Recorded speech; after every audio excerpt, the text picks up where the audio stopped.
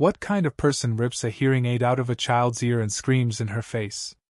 That's the question I couldn't stop asking myself that Saturday afternoon at Willow Creek Park, when the air was sweet with cut grass and the sky was a lazy smear of blue and white. It was one of those rare days where you could almost believe life was simple, and my wife, Sarah, sitting on a creaky park bench, sipping gas station coffee, watching our 6-year-old daughter, Lily, soar on the swings. Her little sneakers kicked up with chips, her braids danced in the breeze, and her hearing aids' tiny miracles of silver and purple glinted in the sunlight. Those devices let her hear the world, birds chirping, leaves rustling, our quiet "I love you" as sinking into her heart.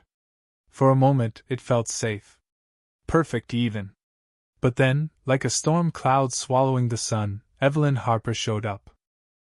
Evelyn was the neighborhood self-crowned queen, an HOA busybody with a clipboard full of made-up rules and a glare that could curdle milk. She wasn't just annoying, she was a menace, terrorizing everyone with petty fines and nasty letters.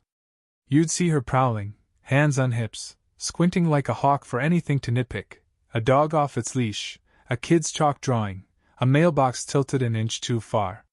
Sarah nudged me when she spotted her by the bike racks, her voice low. "Here comes trouble." My stomach nodded. We tried to ignore her, hoping she'd hassle someone else and move on. The park was big enough, right? Plenty of other targets. But Evelyn's eyes locked onto Lily, and her face twisted into that sour sneer she saved for anything joyful or imperfect. She marched toward the swings, her clipboard tucked under her arm like a loaded gun. At first, she just hovered, barking at kids. "Swing lower! Stop running! Quit that noise!" Parents tensed, pulling their kids closer. Nobody spoke up, because Evelyn didn't just yell, she documented. She'd slap you with fines, file complaints, turn your life into a paper-choked nightmare. Sarah's grip tightened on her cane, her bad knee forgotten. My heart thumped as Evelyn's voice grew sharper. Then, without warning, she stormed up to Lily, reached out, and yanked the hearing aid right out of her ear. "Shut up!" she screeched, her voice splitting the air like a whip.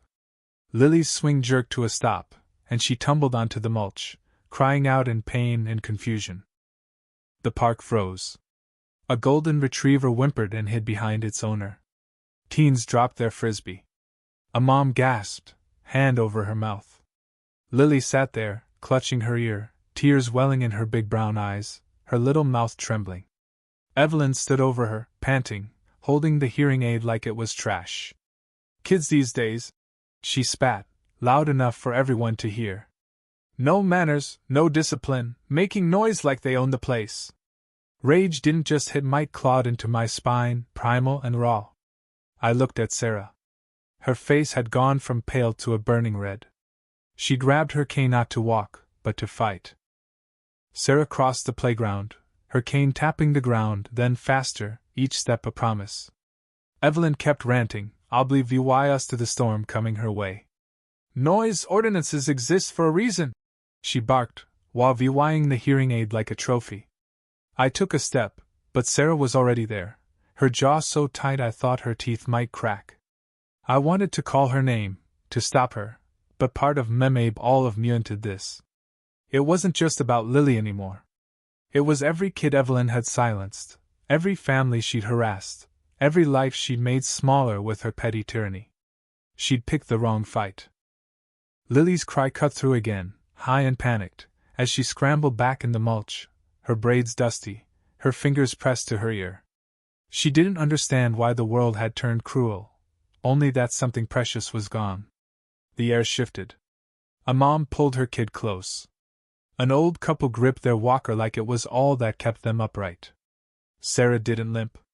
Her cane punched the mulch, leaving scars in the dirt. It wasn't weakness, Anna Marie, it was a weapon. I ran after her, but she was locked into something fierce, something unstoppable. She was a mother with nothing left to lose. Evelyn stood her ground, sneering, not a hint of guilt in her eyes, just the smug certainty that her rules made her untouchable. "Noise complaints are serious," she muttered, loud enough for the growing crowd. "It's not my fault if no one enforces them." Sarah stopped 2 feet away, her cane digging into the earth. "Give it back," she said, her voice a low growl. Evelyn blinked, glancing at the hearing aid like she'd forgotten it was there. "I said," Sarah snapped louder, "give it back to my daughter." People were watching now, phones creeping out, screens angled. They knew something was coming. Evelyn's lips curled. "It's not my fault your kid's defective." The words didn't just sting, they shattered. Sarah flinched, then stilled, her shoulders squaring, her eyes turning to stone. "You touched my child," she said, each word deliberate. "You assaulted my daughter, a disabled kid, and you're standing there like you're proud." Evelyn started to reply. She was screaming, but Sarah cut her off. She was laughing. "You can't even tell the difference, can you?" The park went quiet. Frisbees stopped. Whispers died. Even the breeze seemed to pause. Lily's soft sobs hit me like knives, and I finally reached them, dropping beside Sarah. I pried the hearing aid from Evelyn's hand. She didn't fight me, maybe she sensed she'd crossed the line, or maybe she still thought she was in Vynsibel. The DVYC was scuffed, cracked, blood on Lily's earlobe. "She'll sue you," Evelyn hissed, stepping back. "Touch me, and I'll press charges." Sarah laughed, a sharp, broken sound. "Call who you want. You brought this." The crowd stirred. "Enough," a woman muttered nearby. A man stepped forward. "She yelled at my son last month for chalk drawings." Another voice.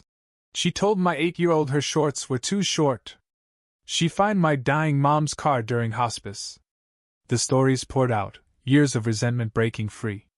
Sarah turned to them, her voice low but clear. "Write it down.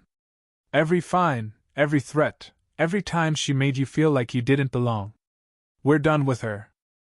I scooped Lily up, her tears slowing but her fingers clutching my shirt. "You want to talk noise ordinances?" I said to Evelyn. "How about felony assault on a disabled minor?" Her face paled. Phones were out openly now, recording, no fear left. Evelyn wasn't the boss anymore, she was the VY lane, exposed. Sarah stepped closer, her cane gleaming in the sun. "No fine, no newsletter, no HOA trick erases what you did," she said. "You don't walk away from this." Evelyn cracked. "You're animals," she screeched. "This park was decent before you ruined it." A mom cut her off. "No, you made it ugly. We're taking it back." The tension snapped. Sarah's cane rose, steady in the golden light, and then it came down. The sound was sharp, a wet pop, like a bone breaking. Evelyn's head jerked sideways, her cheek blooming red. She stumbled, her clipboard hitting the dirt. A kid's ice cream splattered on the ground. A girl clapped, small hands loud in the silence. Sarah didn't gloat. She stood, breathing hard, her cane angled like a sword. The crowd shifted. People who never dared face Evelyn now stepped forward. Lily trembled in my arms, not scared anymore, just overwhelmed. I kissed her head, whispering she was safe. Evelyn's hand hovered like she wanted to hit back, but she froze, the phones and I stopping her. "I'm calling the police," she croaked, pulling out her phone. Sarah didn't flinch. "Good. Do it." Evelyn dialed, shrieking into the phone about an assault, pacing by a trash can. But no one backed her. The crowd followed her to the parking lot, not to chase, but to testify. Sirens wailed, and 2 cruisers pulled in. Evelyn ran to the officers, pointing at Sarah. "She hit me. She's dangerous." Sarah stood calm, Lily on her hip, and told the truth. "My daughter was swinging." Evelyn ripped her hearing aid out, screamed at her, called her defective. I reacted. A mom stepped up. "I filmed it. She assaulted the girl first." A man added. "I've got it too. It was self-defense." An older woman held up a folder. "I've got 3 years of her fake citations." The stories kept coming, threats, fines, cruelty. Evelyn's face twisted. "This is mob justice," she snapped. An officer cut her off. You're under arrest for assaulting a minor and destroying medical equipment. Handcuffs clicked. Sarah whispered, You don't run this place. The crowd didn't cheer. They watched, satisfied, as Evelyn was led away.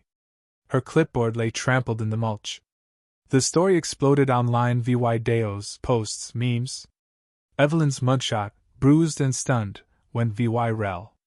The HOA collapsed, board members resigned, lawsuits followed. The park bloomed, kids played freely, sunflowers sprouted, chalk dragons covered the sidewalks. Lily got new hearing aids, bright purple, and her laugh echoed again, louder than ever. That day, Sarah's cane didn't just break Evelyn's power, it reminded us all what it means to fight back.